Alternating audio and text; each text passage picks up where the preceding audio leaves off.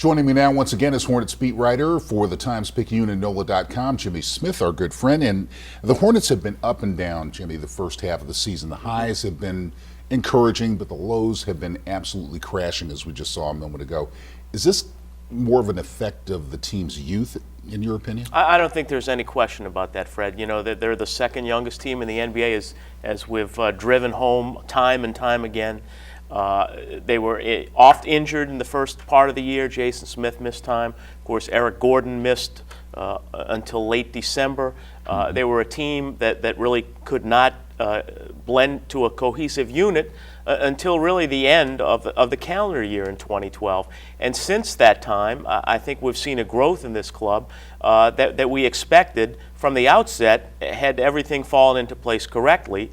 But the way they're moving now, I think it's an upward tick. Well, and you mentioned they're the second youngest team in the league behind the Houston Rockets right now. But where do you see that growth coming from? Who do you see in Austin Rivers, whomever that may be? Who are the guys that you see that are really starting to mature? Well, I think Austin is starting to show signs, but he's still treading water, basically. You know, everyone league-wide has just been astounded by the growth of Greivis Vasquez. He's a leader now in this clubhouse.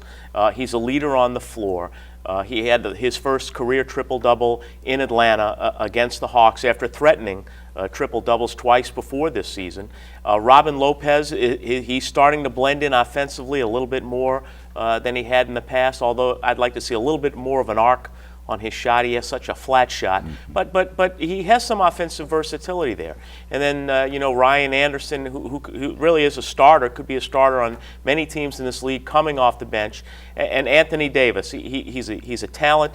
You would like to see a little bit more of a consistent offensive output night after night, but definitely he's going to be a player in this league, and going forward, he's going to be an all-star. And thinking about Anthony, he had those two tough games, Detroit and Toronto back-to-back, came back strong out of those against the Portland Trailblazers. Yeah. Do you think that may be a kind of a definitive moment in his growth spurt his first year? Yeah, that's why you really didn't want to see the All-Star break come at that point. Yeah. The Hornets played probably their best game of the year, 99-63, limit the Blazers to just 63 points.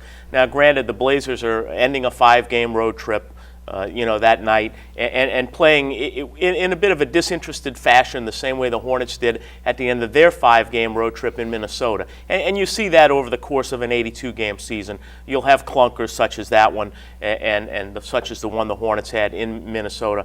But, you're right, Anthony Davis bounced back from that 1 of 13 two-game shooting performance, had a big night against the Blazers. And I don't know if he was spurred on a little bit by the fact that the rookie on the opposite side, Damian Lillard, is the front runner right now for the Rookie of the Year race. And Anthony's going to have more consistent efforts such as those the rest of the way in order to get himself back in the upper echelon of that Rookie of the Year race, which I think right now belongs to Damian Lillard.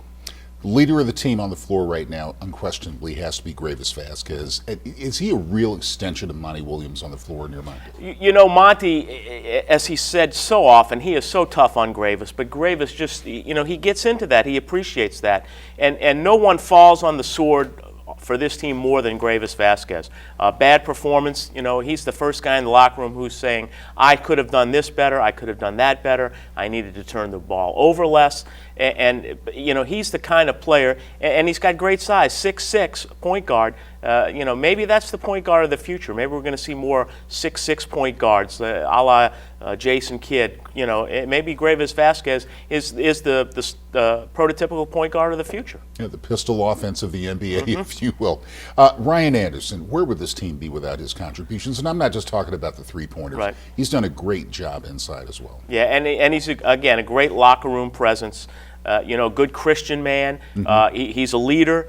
And this is the best move they made in the offseason, is to acquire Ryan Anderson. He spreads the floor so much for his teammates, and when he's on the floor with a shooter such as Eric Gordon, there's so many more openings. Eric Gordon can drive the lane, he can kick out to Ryan Anderson, and Ryan Anderson is really one of the reasons this team has won 19 games, and the record could have been much worse had he not been here. And I look at Ryan Anderson, and also I look at Robin Lopez, and I think Robin's benefited from Ryan's presence as well. Am I right about that? I think you're absolutely right. They're two guys. Their lockers are very close by. You can always see them commiserating. In the locker room at practice, and I think they're very close in age.